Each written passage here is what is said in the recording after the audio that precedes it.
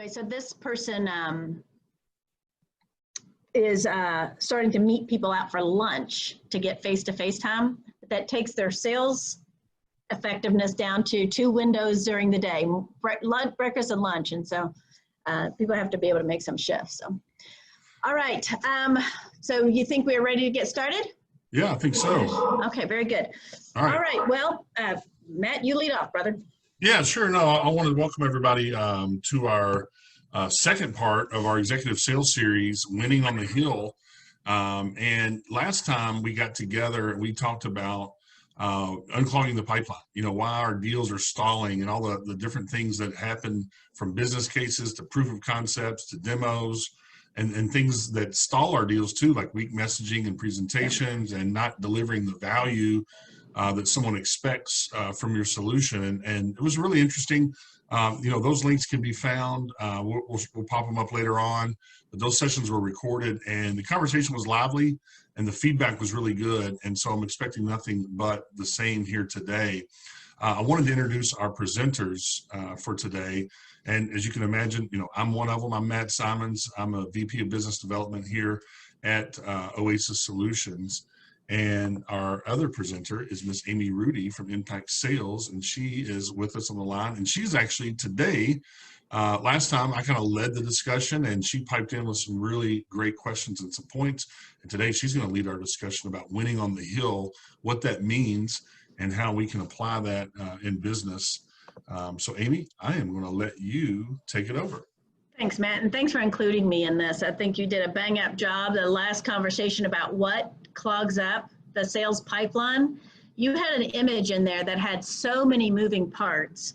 I think it almost feels miraculous sometimes that people do end up winning the deals they do get. So you had some really important insights on how to cut those extra steps out that are getting buried in people's businesses. But so on our screen, we've got, your wonderful face there and mine and our contact info, so we can download these if people need them. But if there's ever been a reason for the motto of this deal isn't going to carpe itself, now is the time. If we don't seize the day, it's going to move past us. We're in a time frame where, if the pace of change was moving at the fastest pace in the history of humankind, I think 2020 showed up and said, hold my beer, because things are moving at a pace that most people have never even seen. So today what we're going to talk about is what does it mean to actually win on the hill. And I'll tell you, Matt, and I don't know if you saw this so much, but I've talked to a number of businesses, and it seems like a lot of them, when things change so dramatically at the beginning of this year, that many of them abandoned their plans. And so what that looks like is, while they did have one at the beginning of the year, short-term or long-term, they just blew it up and started to scramble. And so, now isn't the time to abandon a plan. Now is the time to adjust the plan. There's some required short-term, long-term changes. But what when I look at this, it's that you and I have talked in the past. We talked about the difference between a growth plan and a sales plan. The sales plan is not a growth plan, right? So many times sales plans are solely based on numbers, right? And when the numbers didn't show up, the plan blew itself up at the beginning of this year. A growth plan considers all areas of the business and how that growth is going to affect it. So if a growth plan was designed around what it takes to have profitable growth and what it looks like for the business to operate that way, then that plan could have been adjusted. So as you're listening to this, if you feel like you just blew up your plan and everybody scrambled, try to get what you can get, it's possible we need to look at what our traditional planning process methods were. Does that make sense to you? Oh, absolutely. And we discussed this too. While now hasn't been just a game-buster time for sales, because it has, and we're going to talk about this today, the way to sell is changing, or has changed. It's just been thrown in our lap because of physical limitations and other things. It's still a time that you can grow your business. It's still a time that you can make great plans, that you can do things. It's kind of like you planned to go to the pool on Saturday and it rained all day, so you cleaned out the garage instead.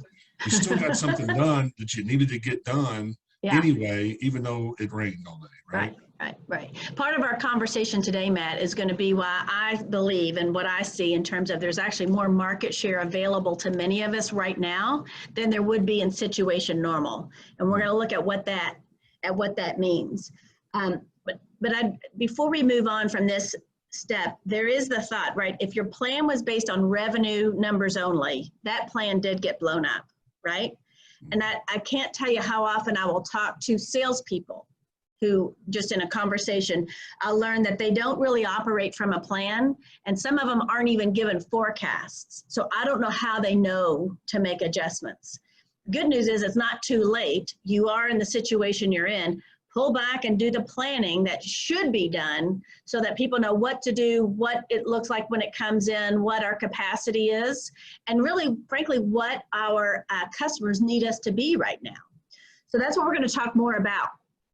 So our agenda in the next 50 minutes or so, we're going to look at 3 things. One, we're going to look at what winning on the hill actually means. 2, and a big part of that is doing what your competitor won't do. And then the third piece is how we put things to work. By the end of this, Matt, you know me, I'm all about the behaviors behind selling. And so I'm going to look at some very specific behaviors that we as salespeople can apply, and we as sales managers can apply so that we can actually put these concepts to work today. So okay, winning on the hill, what the heck does that mean?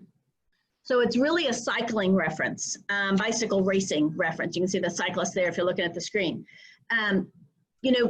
Winning on the hill, it has to do with the fact that, when you're racing downhill, everybody's pretty much on the same situation. Pick a decent line, everybody gets down about the same time, especially if they're competitive. Unless you fall off the bike or crash, everybody's gonna make it down, right? Now the timid might get past, the scared might get past, but for the most part, there's not a lot of ground to be made up on the hill. I'm going downhill, beg your pardon. Winning on the hill is what happens when people are climbing the hill, the obstacle in front of them, and who's willing to outwork and outwit their competitor. And so when we talk about winning on the hill, it has everything to do with who's best conditioned, who's determined to win, how much grit do they have. Sure, it might have a little bit to do with the equipment, but it really is about who's willing to stand up in the saddle. That's when you stand up to pedal. Who's willing to stand up in the saddle and out-pedal, outwork the people in front of them. Now is the time, if I've ever seen one in the history of sales, to stand up in the saddle, right, and pedal. There is, because right. if you don't, and you're like this, you're going to start going back down the hill, right? That's right. And the fact is, we all have competitors that may not make it through this. Okay, they're starting to make mistakes. They are underserving some of their clients. They're not being aggressively minded. Okay, now is the time when if you've got a competitor who is struggling up the hill, you can take them. And so it's around having a plan and a process. It's about being more committed and who's willing to stand up and pedal, that winning on the hill is strategic. It's not just about pedaling hard. It is about knowing when to apply what energy levels, knowing your competitor's strengths and weaknesses and when you can overtake them. It's aggressive. Winning on the hill is aggressive, but it takes total commitment. Matt, you can sleep later, right? Nobody pulls over. There aren't any water breaks on the hill, by the way, right? So this is about climbing, and that's who wins, is who are the climbers. So here's what we're not going to talk about today. Hope you don't mind. One is we're not going to talk about how to win by dropping prices.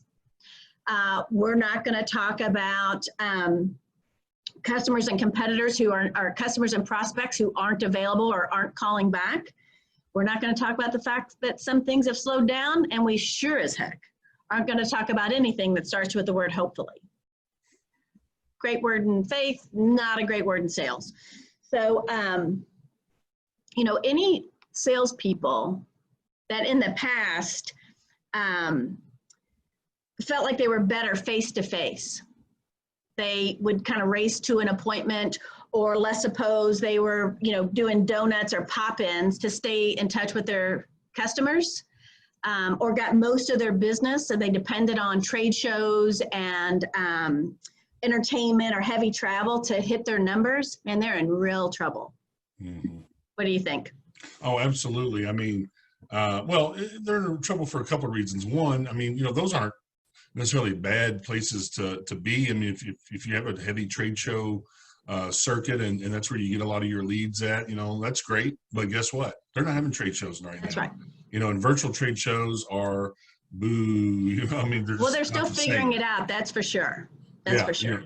Figuring out what that looks like. And then additionally, if you're I drop off the donuts guy, then you are really struggling because you have brought sweet treats in order to get doors open so you can have a brief conversation instead of bringing the sweet nuggets of knowledge and the sweet nuggets of how we're going to save money, create additional revenue, etc. And so, you fill in the belly, but not the wallet. And unfortunately, that's going to flip around on you if you're the donut guy. Yeah. And it really is, who are those folks that have a compelling reason to want to take my phone call? I've got to have that compelling conversation. So let me see if I keep this thing moving. So the fact is some of our competitors won't survive. They are maybe overly relying on certain customers. And so that's where all their resources are going. They might be poorly led. They may be inefficient and may be low tech adoption. And so they have not adopted technology sooner in their business, which means that their distributed workforce is starting to really show up what those manual processes do in terms of errors and cost to run the business. Heck, some of them probably started in this phase cash strapped, which means they don't have the elbow room to be able to be aggressive on the hill, right? Well, a couple of these I know you're not through the list yet, but I mean, these are really interesting here because I think number one, when you overly rely on certain customers, I mean, and I'm just going to throw some names out here. This is not anything particular, but do we want Yum Brand's business? Do we want Humana's business? Do we want Churchill Downs business? Do we want JCPS business? Things like that. Sure. Yeah. You want those large employers in your area. And I'm talking about Louisville, Kentucky right now, to do business with you. But if you overly rely on them and they buy less, that's right. You get less, right? And you haven't diversified your portfolio. And then I think too, when you're looking at this low tech adoption, I was really surprised speaking with some salespeople recently that in pharmaceuticals, right? And pharmaceuticals has always been, I think, a glamorous sales job that people want. It's always paid well. It's been, not super hard, except for the learning of the new products and things like that. But I was just blown away by how low tech adopted that is. It's a drop in business still. It's a go out and drop in with the donuts, right? And wait and see if you get prescriptions read. And then the last one, and you're going on with a couple of here, but I think the 4 and 5 go together. If you started this thing cash strapped already, you're going to make some bad decisions because when you start making decisions about do I eat or keep the lights on type of thing, those are never good decisions. And so if your competitors are having to make those types of decisions, you may not have known that they were cash strapped. But I know of one business, Amy, and I'm sure you know which one I'm referring to, that was cash strapped earlier this year and has made some bad decisions and got rid of some leadership and things like that. And their competitors may or may not even know how weak they are. But if they stand up on the hill, their competitors do, they'll quickly start overtaking them. That's right. That's right. And they'll find that they have more access to prospects that used to not take their call because they're now open to a conversation. Well, there's a real reason for that. And so it has everything to do with how competitors are working right now. You mentioned making bad decisions. If some competitors will make bad decisions, they will cut in places they shouldn't cut. They will cut people they should not cut. They might spend in areas where they shouldn't be spending, and they're going to find themselves in a bad situation. Or maybe that bad decision is focusing on a few clients, leaving some others orphaned. The last is operating with a broken pricing model. I can't tell you how often I see folks where they are, the pricing model they are using to quote and win business might have some inherent flaws because they haven't looked at it in a while or they don't truly understand what it costs for them to operate their business. But the fact is, the cost to operate business has definitely changed in the past 120 days. And so if they're working with a broken pricing model, they're going to get, zapped into work that they're now committed to for a period of time, years perhaps, at an underwater level. They'll put themselves out of business. I think additionally too, I saw some of the industry leaders, one of which that we work with in Oracle NetSuite, that adopted quickly and put in some parts of their pricing model with more flexibility, right? Maybe 90 days, same as cash, so to speak, no payments for 90 days, or even a financing model that can allow you to spread payments over time. No, I don't have $65,000 today, but I've got $3,000 a month for the next, X amount of months or whatever. That's right.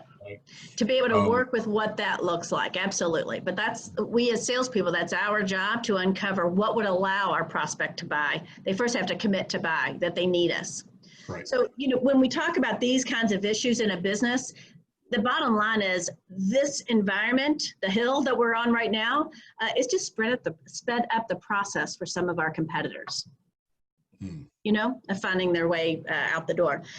Businesses and companies don't go out of business with zero volume, Matt, right? They go out of business when they don't have enough volume to cover overhead.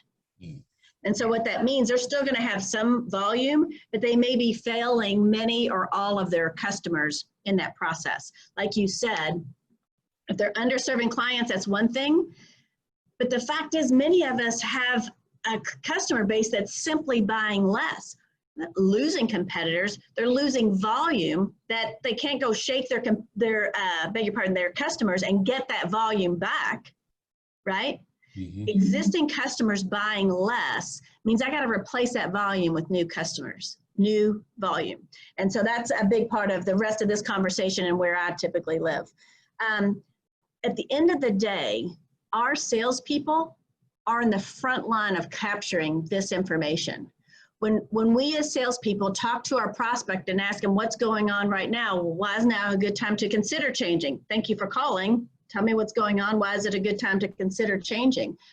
Our salespeople have to collect and report the information we're finding about what has changed for some of our competitors. What are they doing? What are the mistakes they're making right now? One, we can't repeat those mistakes. Let's learn from that. But two, is this the place on the hill where I stand up and I pedal past them? I always find if you find one or two customers that are saying something about your competitor, I bet there's 3 or 4 that are out there. Yeah. Oh, for sure. Absolutely. Yep. And, we have to know who these people are. If we are focusing and capturing the information about underperformance in our competition, meaning we know who their current customers are, we know who to target, we got to have a plan, and then we got to work that plan. But constantly capturing this information is key and a major responsibility for some of our salespeople, or for all of our salespeople. In my experience, Matt, when we're in this kind of space, there's really 3 mindsets that I see business leaders take, okay?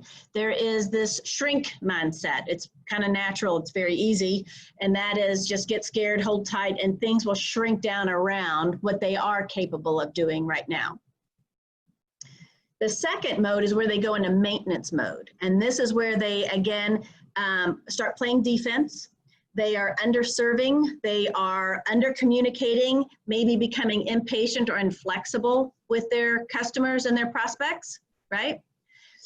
It's kind of like, I don't know if you remember the movie, I'm a big movie buff, but the movie Titanic. And there's this scene, right, where the ship's starting to go down a little bit. The camera's down in steerage, where the lowest paying customers are. And do you remember what's coming up, right? The water's coming up around their feet. What's finding its way out of that thing? The rats. Yeah, which I'm not saying our prospects and our customers are rats. I don't want it to sound like that.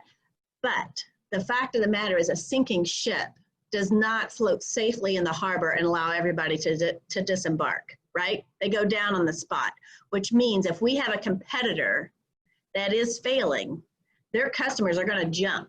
They're going to find their way out and they're going to jump onto anything that appears to be more stable than the supplier they're using today that isn't supporting them.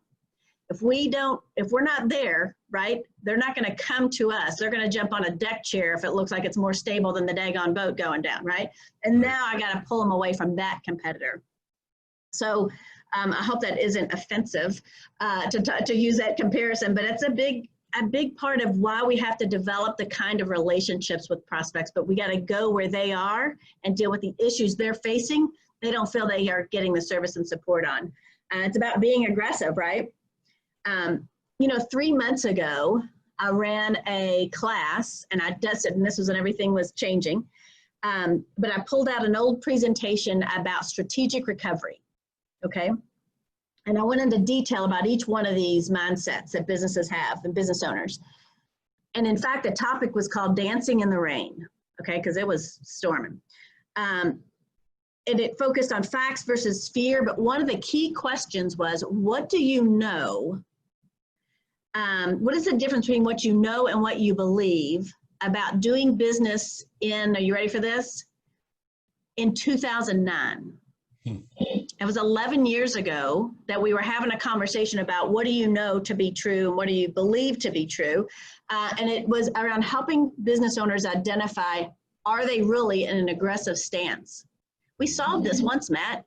Yeah. 11 years ago. We know how to deal with these types of issues and what it means to operate like this. So that alone calmed my fears. It just says, okay, I know what gear that looks like. I know how to climb this hill. I've done it before. Well, if you think about the 2009, 8, 9, whatever, that whole time frame there, it's the ones that stood up and pedaled right up the hill that are still with us today.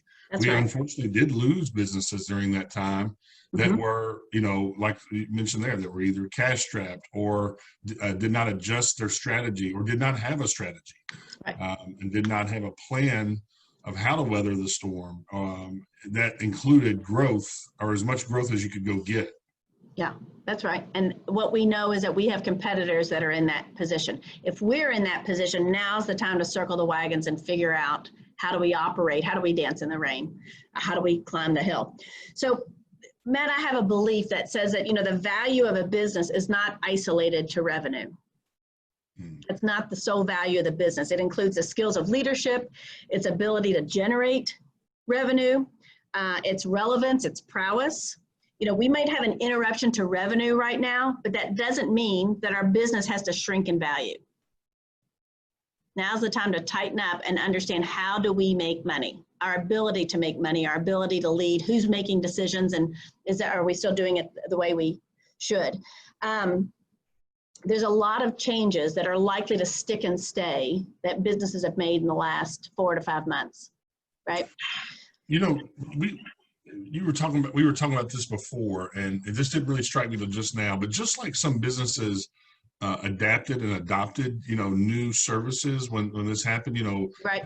Somebody was manufacturing X, Y, and Z, started manufacturing masks or hand sanitizer coming from distilleries. I think when companies can start to see where their competitors are failing, then they can really go in and focus on those services to start with, right? Let's say it's just an on-site service is horrible right now. We'll be there, right? Yeah, that's right. Well, I can't get them to answer X, Y, or Z.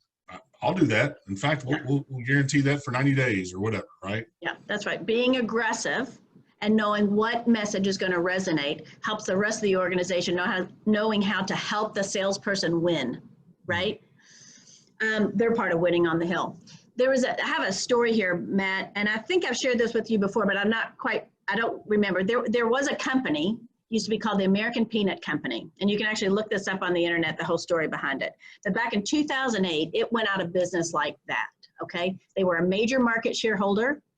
And they had been in that spot for a very long time. They actually produced product, and some people died with salmonella, and the owner ended up going to jail. I mean, it was that bad, okay? So here's my question. Here's the insight to that, right? They were a major market shareholder. They had multiple facilities and so forth. My question is, when they went away overnight, who do you think picked up that market share? Was it number 2, who was kind of comfortable riding in that second slot?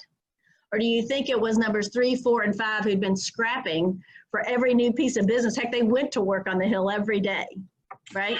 Yeah, I mean, you'd have to think it was number 3, 4, or 5, because let's just think about in that analogy, and I don't know much about that story, but probably, let's say number 4, we're making calls to grocery chains, making calls to stores, people knew who they were, while number two said, oh, you know what?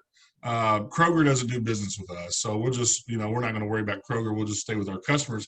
I guarantee when American Peanut went down, Kroger was calling number 3 or number 4. They weren't even thinking about number 2. Yeah, that's right. And so it has everything to do with, are you on your toes? Are you actively working? Do you know where you fit? Because when a competitor missteps, and they're going to, how do we take up that space? That's winning on the hill. Because winning on the hill is aggressive. It's strategic, it's smart, it's agile, it's tactical, it's totally committed, and it's filled with grit. That's what winning on the hill is all about. So here's what I want to look at is for all of us. I can say right now we have an aggressive mindset, but the proof's in the pudding, right? So to be sure, this might be your checklist. And you got to decide because it's up to you. It's either decide or it's going to get decided for you kind of thing, right?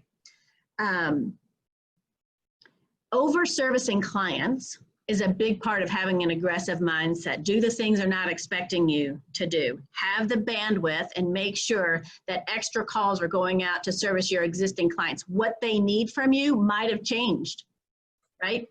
And so what that looks like. So over servicing clients, determining and spending impact dollars. I'm talking about in the immediate 90-day window. What are the dollars in our own business that's going to create the most impact for us and our deliverable? It's possible, Matt, that we need to change what a success profile looks like for an ABC client, right? Why they would come on board with us, what their compelling reason is, what our capabilities are, what our current strengths are. Those success profiles hopefully come from knowing our customers well enough and data being collected by our salespeople to give us a strategic mind on how do we create more success for what our clients need us to be, what our prospects need us to be. The fourth thing, and you know I'm a big believer in this, and that is utilize behavioral management. Matt, what are the top 10 behaviors that have the most impact in your company? Right? Is it a behavior of planning? Is it qualifying? Is it disqualifying? Is it having agility into having a stronger demo in the work you're doing? Right? What are the top 10 behaviors, and focus on those behaviors? Now, ideally, that's happening in every role, right? What are the top 10 behaviors that have the most impact on your company? The next one is prospect by using a wider net. Again, we might be bringing smaller customers on during this particular period of time. They might be in other facets of the same industry. There's lots of reasons to have a wider net, maybe reframe what we believe success to be. Don't be narrow-minded that we service this type of business or, gosh forbid, this customer better than anybody else, and that's what we're going to protect. Reframing what success looks like, sticking to what is our core and best skills. And then the last one is an aggressive mindset is operating right now in 30-day sprints over a 90-day time frame. But what do those sprints have to look like? Every 90 days, I already have a plan set forth of what the next 3 sets of sprints are going to be. Company-wide, every role. When we talk about winning on the hill, it's not one person deciding that and hoping that we're going to win on this hill. It has to be a company-wide decision that is basically operating at all costs. There's no compromise, right? So you're saying that we have to do tandem biking? Sure, heck yeah, or at least have somebody run alongside you with a wrench, tighten it up as you go, whatever you got to do. And so when everybody has decided that we're going to win and we know more about our competitor, and I can see the number on their back right there in front of me, man, and I'm counting the pedals and I'm out pedaling them, we're gaining ground on. That's the communication in an aggressively minded company. Does that make sense? It does make sense. I think also too, you know, when you look at fulfillment, right? I mean, pretty much everything that's out there, you have to fulfill in some way, whether it's software or widgets or peanuts, right? Right. You know, and if you're alluding to this, but is the company ready to take the competition? That's right. Can we onboard 20 new clients? Can we pick up 3 new chains? Can we, you know, do we have enough developers to implement the software or whatever it is? We have to be, the growth plan has to be around, can we as an organization build this business with the intelligence and the efforts coming from the salespeople? Right. Well, and you know, I've talked before, it's more than just wanting to win. You got to be prepared to be the winner, because what the heck are you going to do when you win? You got to be able to do the work, right? So some communication, share and nurture the idea that you're all winning on the hill. We're working harder than we might have been in situation normal, but the fact is we're gaining ground. We got to share and nurture that aggressive mentality. And aggressive is not a bad thing, by the way, right? Offensive is bad. Aggressive is not bad. Okay, so let's see. Yeah, all right. So here's what I know about what we as salespeople have to do, particularly regarding understanding our competitors, right? We have to uncover and share, that's within our organization, have a way to capture it, right? What we're learning about the competition. One, what's changed for the competition? Has their staff and headcount changed? Has their reliance on a customer that went out of business on them changed? What has changed for them? What are their weaknesses now? It's possible that those weaknesses, heck, in us as well as in our competitor, those weaknesses have changed. They're quoting longer lead times, or they lost a particular skill set within their talent pool. That's now a weakness for them. Whatever those things might be. So what are their weaknesses now? The third might be, what are their strengths now? Those things might have shifted on us as well, right? Mm-hmm. And sometimes it's a tough question to answer, but we got to know, where are they better than us now? That has to do with what their strengths are. But if we aren't winning, why aren't we winning? Where are they better than us? That's a conversation we have to collect the information on and share it about our organization. And leadership has to have open ears on that to see whether and why. Now, the last question is, when they do beat us, why did they beat us? Kind of to that point. And as salespeople, we're the front line to gather this information. We got to dig in, get the information from our customers. We got to get the information from our prospects, our suppliers, and even our peers in other sales roles. You have any thoughts on that? Yeah, you know, well, I think the very top graphic there, uncover and share. There right? you go. I mean, you know, listen, I've been in sales and sales leadership, and then I've also, you know, kind of been in, you have an executive leadership role, and sometimes you're like, salespeople, man, they're, you know, they're out there just doing their thing, right? But really, it's such a glamorous job. Yep, I got it. Yep. Yeah, exactly. All they do is play golf and eat donuts, you know. Yeah, but not exactly. Yeah. Exactly. And so if you're doing it right, though, and the salespeople are the first person that are going to hear about trends and things that are happening on the street. Now, some of it, look, here's the deal. You know, it's just like being a detective. You know, it's like you might get 7 tips, and 5 of them are good, and 2 of them are, you know, didn't pan out the way you thought they would, but you got to hear the tips, right? Yeah. And so you got to be able to uncover and share that with the organization, so that we can, as we see trends in that information, then we can react to those trends. Right. You know, a couple of weeks ago, I was running a roundtable, and I asked this group of salespeople, what's the #1 mistake your competitor could make that would open up a prospect for you? #1 issue, the #1 mistake your competitor could make that would open up a call or an opportunity. And here were the following answers, and I'm reading them. First was issues of availability, having to quote longer lead time. So quoting a longer lead time. #2 is missing dates that they had committed to. 3 was quality issues, mistakes that were getting made. And the 4th one that I heard from this group was somebody even said that they were being lied to. Now that's a whole different animal. And if a prospect feels like, or a customer feels like they're being lied to, you better believe that that person is a prospect for somebody else.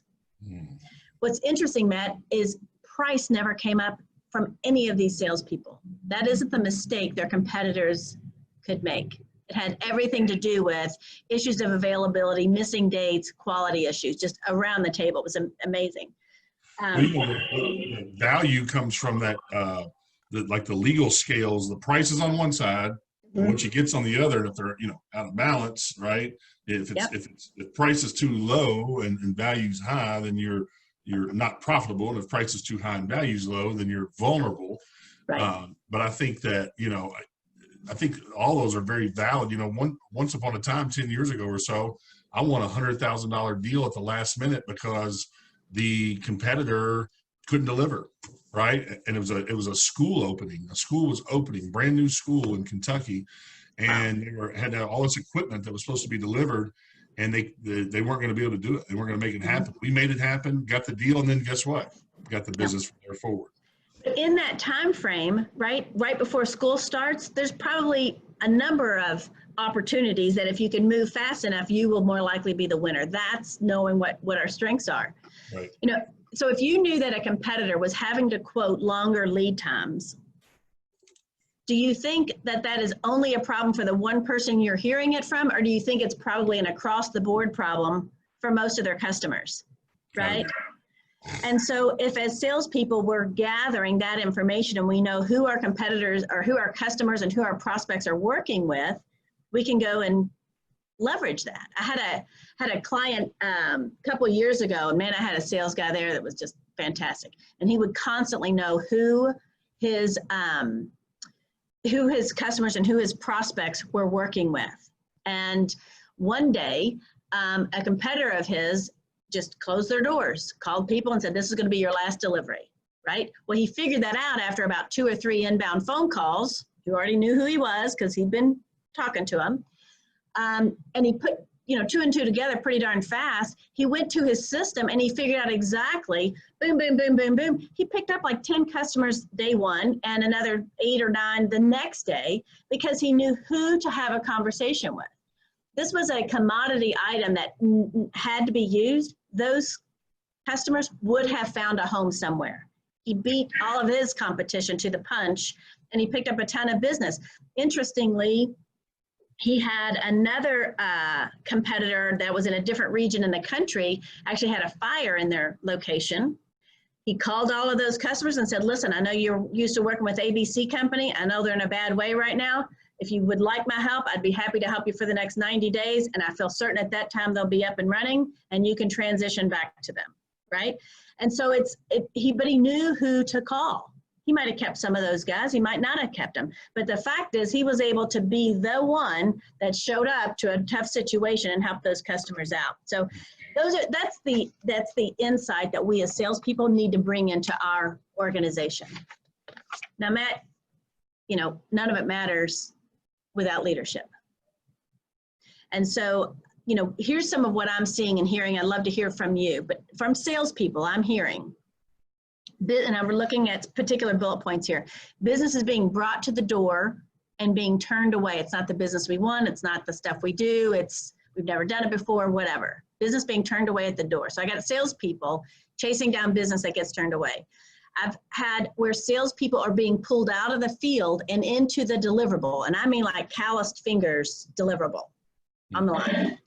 I've talked to people where they are complaining that they don't have a lack of direction. They're not quite sure what they're supposed to be selling right now because they are confused. I've seen where plans have been stuck in 1 to 3 people's head and it's not getting throughout the organization. So too many people are standing around waiting to figure out what's next. Not addressing fears, negativities. You can watch those silos grow up, especially with a remote workforce. Lead times and response times getting longer due to furloughed staff. And complaints about a lack of communication.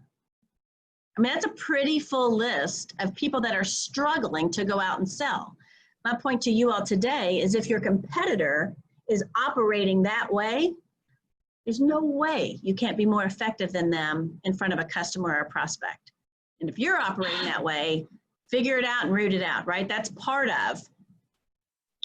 One other thing, Matt, that I'm hearing is that, and this is from business leaders, that they're not so worried about the remote folks getting 40 hours in, but they are seeing errors in the work product they weren't seeing before. Right? So things that when they were in the office, I don't know if the information was getting thrown over the cubicle or what, or just normal conversation or people being more comfortable to raise their hand. But it's been a pretty high percentage of people I talk with are finding that there's more errors in their work product coming out of their staff. Again, there's no way to hide that from a customer over time. These are the things that I wanted to share with you all, are telling you there is room to be made up on the hill, especially if you're outperforming, better conditioned, more committed than your competitor. I think when I hear that too, Amy, it's like, there's an old joke, right? And I've unfortunately been the butt of it before. But we were just a few years ago. We were in Las Vegas, right? And we were at one of the nightclubs, right? And so those nightclubs don't even open until 10 or 11. Like I'm usually in bed, right? And so I looked at my buddy Brian and I said, "Hey, Brian, there's always one or two old creepy guys in the nightclub, and if you don't see them, you are them." Right? And we looked at each other and we're like, "We are them tonight," right? Well, what I was getting at is you went through that list of stuff, right? If you haven't addressed those or thought about those and you're watching this live or recorded, you might be those. And so be wary that you're not on the end of the hill that's getting past, right? Yeah, that's right. Yep. So earlier I talked about the fact that don't just go for the win, be prepared to be the winner, which means you got to know what work is ahead of you and be totally committed to that, right? So, because being the winner lasts longer than winning, right? Winning is a moment. Being the winner is you're on top there for a while. So here's 6 things I want you to consider in questions, okay? This is to help you determine whether or not you are prepared to be the winner. First of all, have you used this crisis to evaluate how you serve your customers? Are we getting feedback from our service level folks that are face-to-face with the customer, what their customer is demanding now, what type of phone calls, their level of patience or impatience? Have you used the crisis? I know a lot of people have been accredited to the statement of never waste a good crisis. Winston Churchill among them. I will go with him as the originator of that statement because it makes sense to me.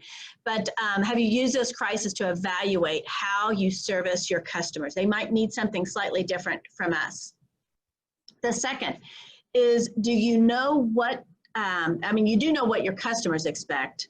Do you know what they don't expect from you and how that could make you even more valuable than ever? Have you established a new bar for your customers' overall experience with your company? I'm gonna change up that view. There we go.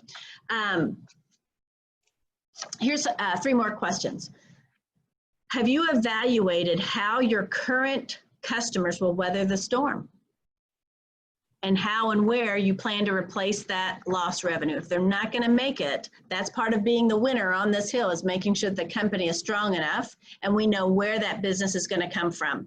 We'll help and support these people as long as we can, but sometimes it is out, a lot of it is out of our control.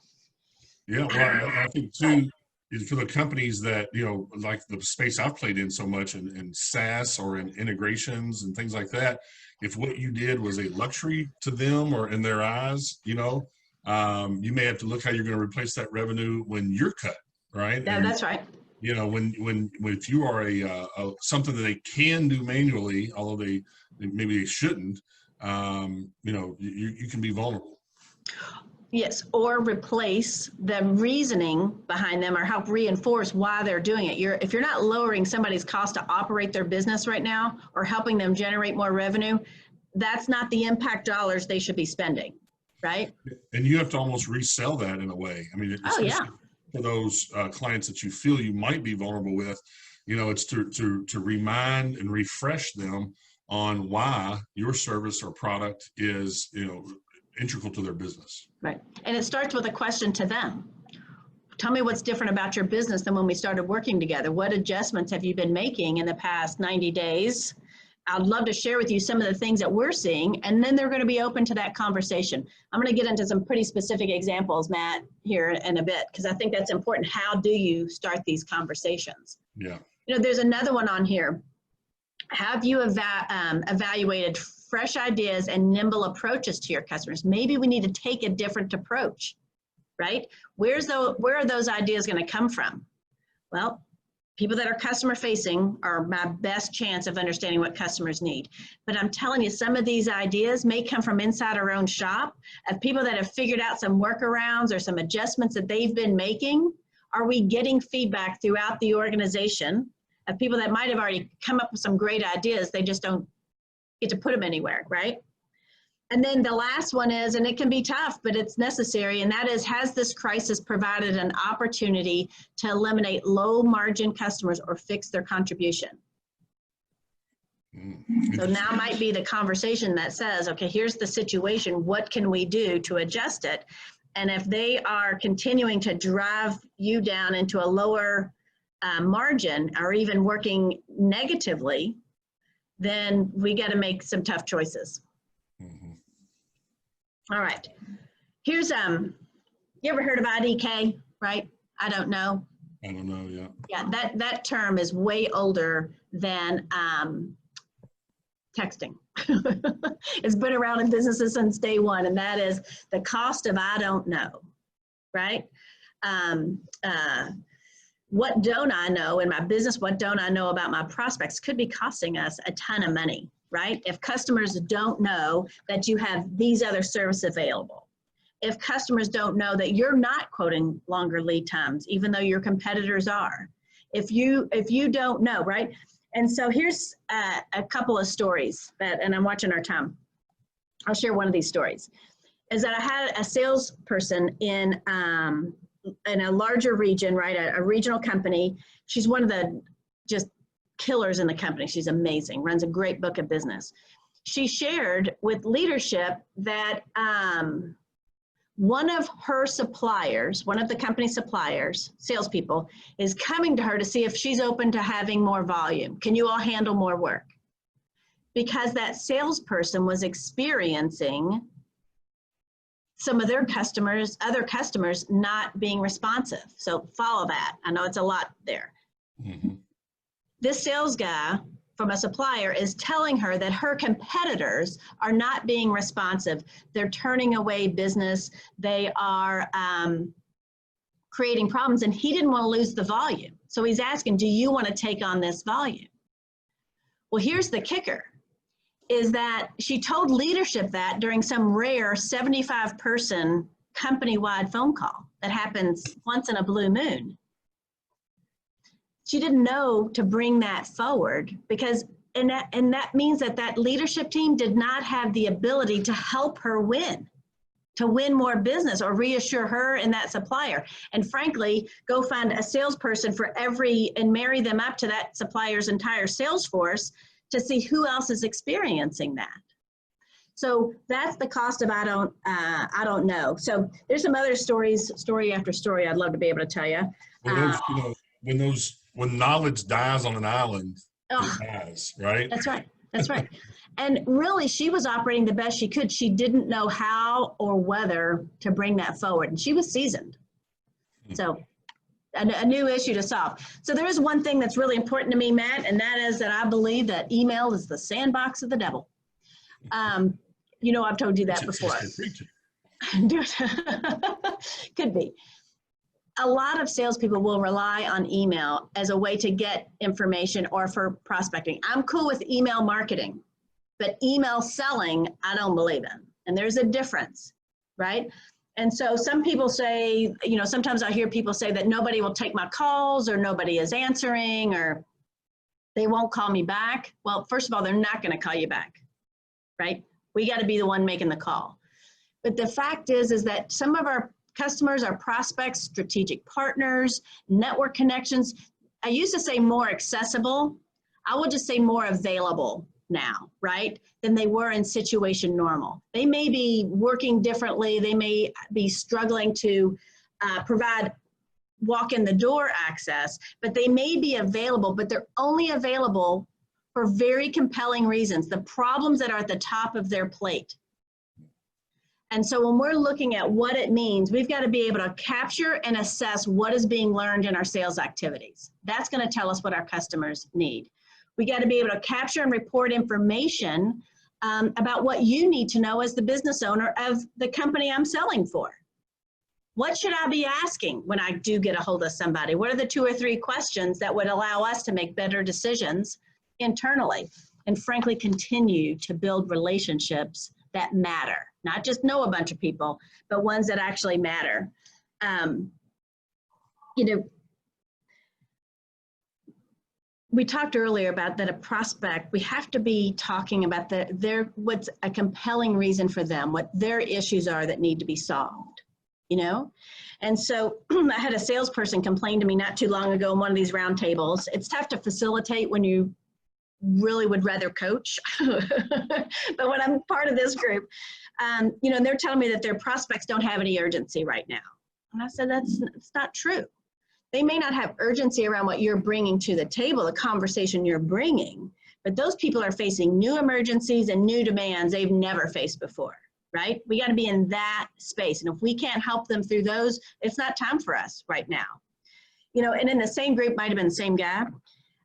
He said that things are pretty slow right now. Matt, I tell you, I thought I would lose my mind. That he was slow, didn't have a lot to do. I'm like, oh my gosh, pick up the phone, call prospects, call customers, call strategic partners, people that are serving the same group, and find out what they're learning, what adjustments they've made. Competitive information, customer information, supplier vendor information, that is must capture information if we're going to be aggressive on this hill, right? Yeah, and I think, you know, if you're not out asking the questions and having the conversations, like I said, you may get 6 or 7 things back, and 3 of them might be good, 4 of them might be bad, but the 3 that are good could be the things that make you win.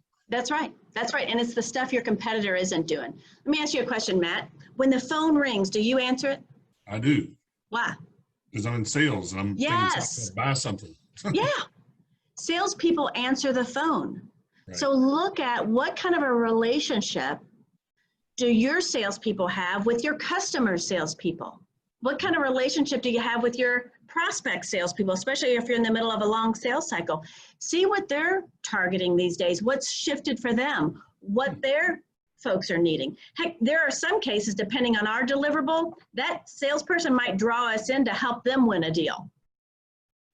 But if nothing more, it will tell you, are they quoting more volume, less volume?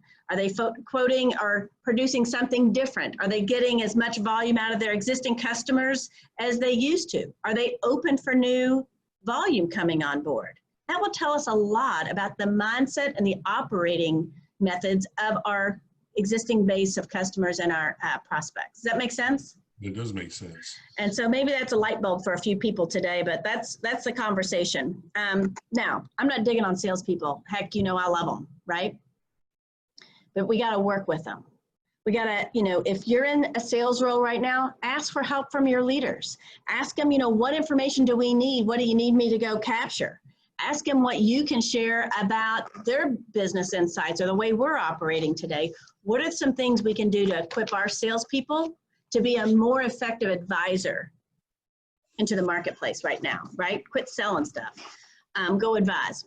All right, so here's a couple of examples. You know, people often, Matt, I will see where salespeople's conversation will devolve into, hey, just wanted to catch up, wanted to see how things are doing, you hanging in there? Is there anything I can do? It is an automatic setup for the most gentle, thanks for calling, but we're good right now, right? It's a thanks but no thanks conversation. What if we changed our conversation to be more meaningful to the prospect?